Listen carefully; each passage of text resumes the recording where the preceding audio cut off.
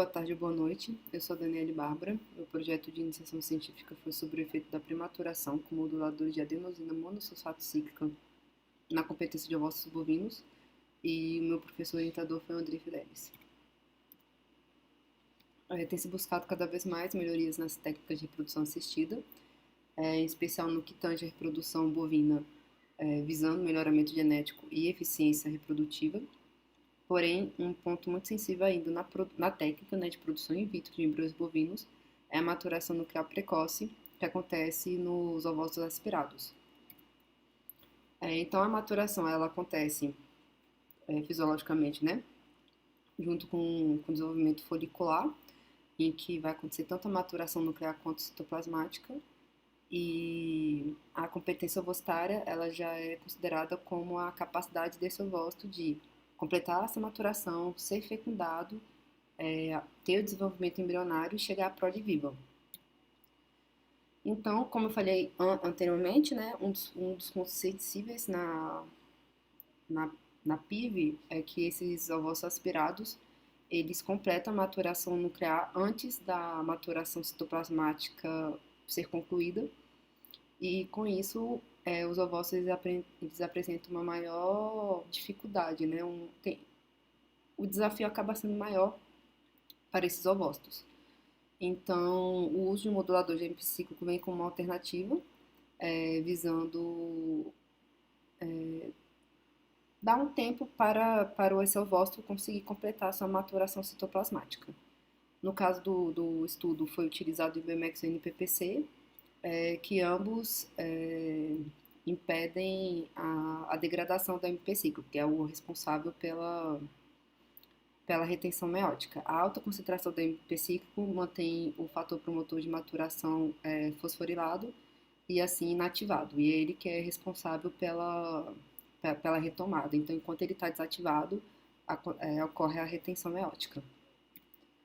A metodologia, então, no primeiro momento foi avaliar o estágio da meiose em 0 hora dos ovócitos, né, em 0 hora, em 6 horas e em 22 horas, a avaliar os parâmetros embrionários, né, e aí foram avaliados o grupo do NPPC, o grupo IBMEX e o grupo padrão MIV, sendo que a diferença, né, que o NPPC e o IBMEX eles passaram pela etapa de pré-maturação com esses pré-moduladores, e a sequência da produção in vitro foi igual o padrão do laboratório lá da Embrapa.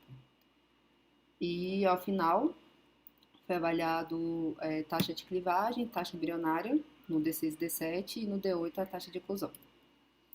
E por fim foi realizada a avaliação da expansão das células do cúmulo dos grupos do NPPC e IBMEX em 0 horas, 6 horas e 22 horas. Resultados. Em relação à retenção meiótica, em 0 hora todos apresentaram, estavam no estágio de vesícula germinativa, que era esperado.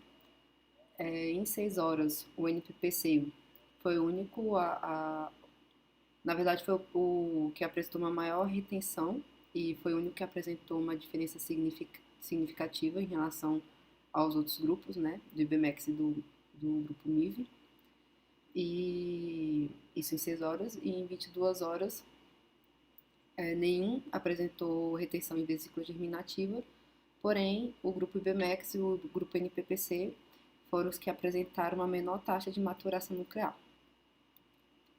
Em relação à produção embrionária, daqueles parâmetros embrionários que eu mencionei anteriormente, não teve nenhuma diferença significativa.